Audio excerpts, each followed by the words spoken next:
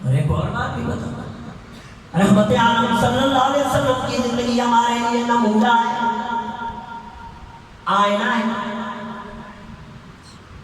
گھر میں اگر خواتینوں تک میری بات پہنچ رہی ہے تو مجھے یقین ہے کہ وہ میری اس بات سے اپنے آپ کو نہیں روک سکے گی۔ آپ کی کیا عزت تھی، آپ رحمت عالم نے کہاں سے کہاں تک پہنچا دیا۔ بہرحال رحمت عالم صلی اللہ علیہ وسلم کی زندگی میں ایک سفر اور دیکھیے اور اپنے آپ کو ایسا بنائیے۔ ایک غم زدہ شخص آیا، اللہ کے رسول صلی اللہ علیہ وسلم کی خدمت میں ایک غم زدہ انسان آیا، آنکھوں میں آنسو تھے، چہرے پر ملال تھا، غم و حزن کی تصویر بن کے آیا ہے۔ کہتا ہے اللہ کے رسول میں نے بہت بڑا جرم کیا ہے، آسمان اور زمین سے بڑا گناہ کر بیٹھا ہوں۔ فرمایا کیا جرم کیا ہے تو؟ وہ شخص کہنے لگا اسلام قبول کرنے سے پہلے میں نے اپنی بیٹی کو زندہ دفن کر دیا تھا۔ رحمت عالم صلی اللہ علیہ وسلم نے بتایا کوئی بات نہیں، ساری قوم کیا کرتی تھی۔ وہ شخص کہنے لگا مگر قوم اپنی چھوٹی بچیوں کو دفن کرتی تھی، میں نے اپنی بیٹی کو اس وقت دفن کیا جب وہ شعور کی دنیا میں قدم رکھ چکی تھی، ذرا بڑی ہو چکی تھی۔ پھر تفصیل بتائی، میں تجارت کیا کرتا تھا، میں تجارت پہ جانے لگا، میری بیوی امید سے تھی، میں گھر میں بتا گیا بچہ ہوا تو پرورش کرنا، بچی ہوئی تو زندہ دفن کر لینا۔ میں تجارت پہ چلا گیا، کچھ عرصہ کے بعد واپس آیا، میری بیوی نے بتایا کہ میری بیٹی ہوئی تھی، میں نے اسے دفن کر لیا، لیکن کچھ عرصہ کے بعد آپ کے جانے کے بعد میرے گھر میں ایک بچی آئی، اس کے چہرے میں اتنی کشش تھی کہ نظریں ہٹتی ہی نہ تھی، وہ باتیں کرتی تو میرے دل کی دنیا میں ہلچل مچ جاتی تھی، اس کی میٹھی میٹھی باتیں میرے دل میں اترتی گئی۔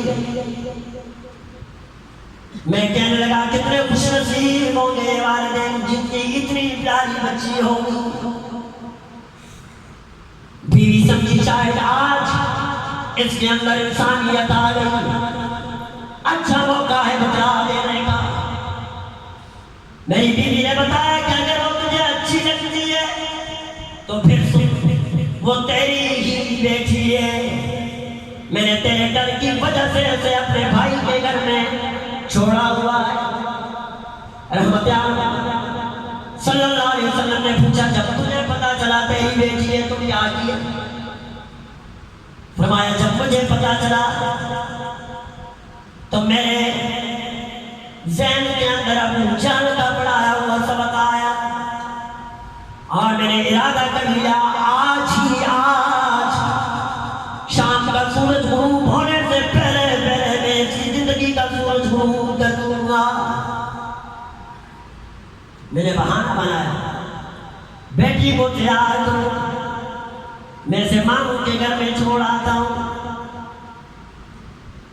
عزیز دوستو میں بول رہا ہوں بہت آسان ہے، آپ سن رہے ہیں بہت آسان ہے، لیکن یہ عملاً کرنا یہ ہر کسی کی بس کی بات نہیں۔ ہاں باہر کے میں ماموں کے گھر چھوڑ آتا ہوں، میں نے بیوی کے نظروں سے بچتے ہوئے کدال بھی اٹھائی، راستے میں لے کے جانے لگا۔ وہ 7 سال کی بچی وہ اتنی دل نشین باتیں کرتی کہ میرے دل میں اترتی جاتی، لیکن پھر بھی میرے دماغ میں ابو جہل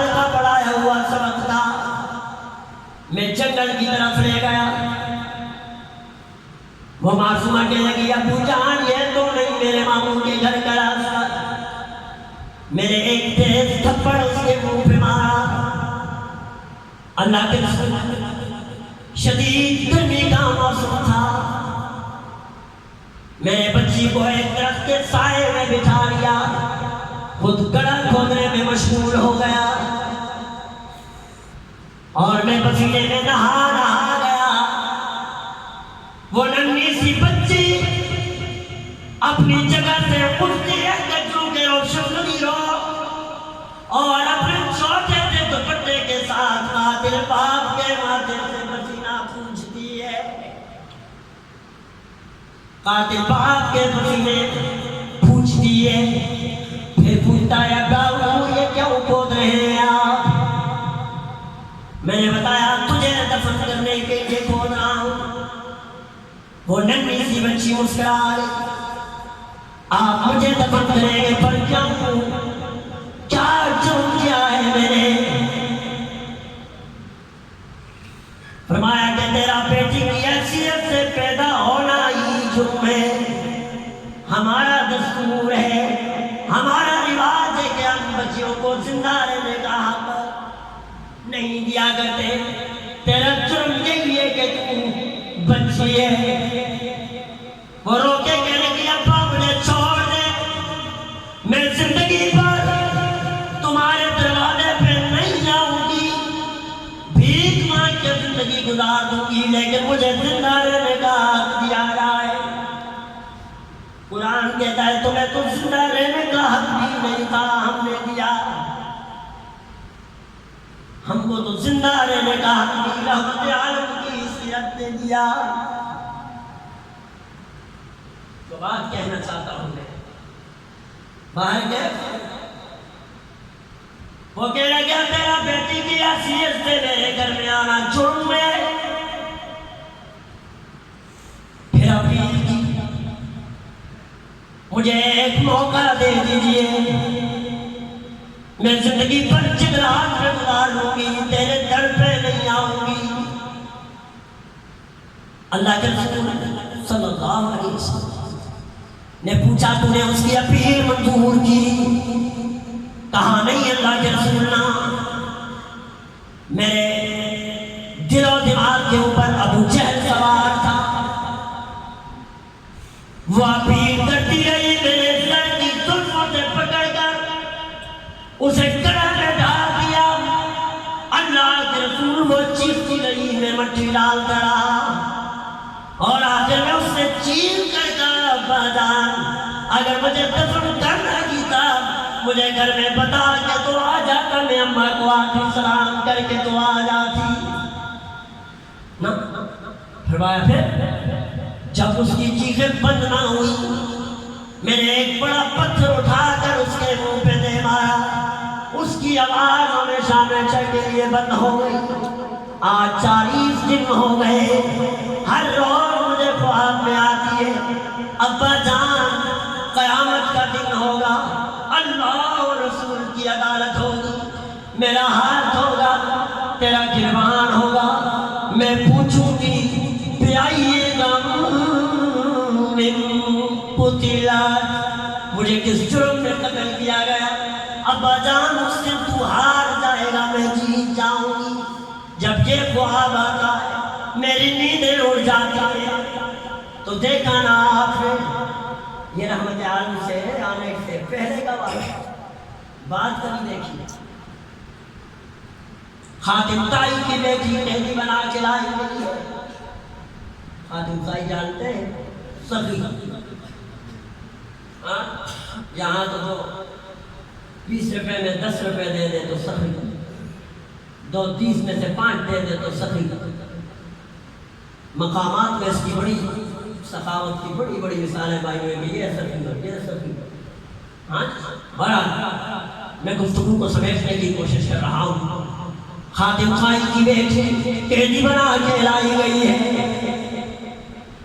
اللہ کے رسول صلی اللہ علیہ وسلم کی عدالت میں سر پہ دوپٹہ نہیں ہے. فرمایا علی سے دوپٹہ پہنا دو. فرمایا اللہ کے رسول یہ تو ہمارے دشمنوں کی بیٹی ہے، اس پر کیسے دوپٹہ ڈالا؟ فرمایا بیٹی دشمن کی ہو یا دوست کی ہو، میں ہر بیٹی کو ایسا سمجھتا ہوں جیسے میری فاطمہ ہے۔ اس پہ دوپٹہ اوڑھ دیا گیا، دوپٹہ اوڑھا گیا۔ اب جب وہ دوپٹہ کون سا تھا؟ اللہ کے رسول صلی اللہ علیہ وسلم کی کمڑی والی چادر۔ علماء تشریح فرما ہے جس کے سر پر اللہ کے رسول کی کمڑی پر جائے اسے ہدایت نہ ملے، یہ تو ہو ہی نہیں سکتا،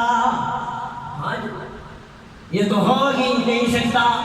اس بچی کے دل و دماغ میں اللہ کے رسول کی عدالت آنے لگی۔ فرمایا اللہ کے رسول آج اتنی سخاوت کا سمندر ہے تو میرے ساتھ مجھے آزاد بھی کر لیں۔ رحمت عالم نے فرمایا آزاد کر لو اس کو۔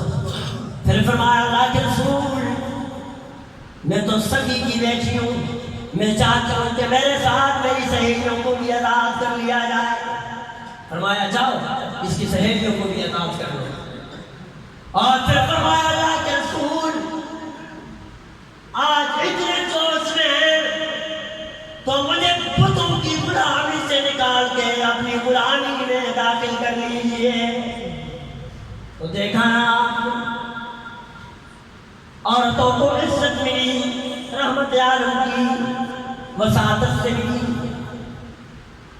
ہاں اس جیسے زندگی بناؤ، یہی تو قرآن کہتا ہے۔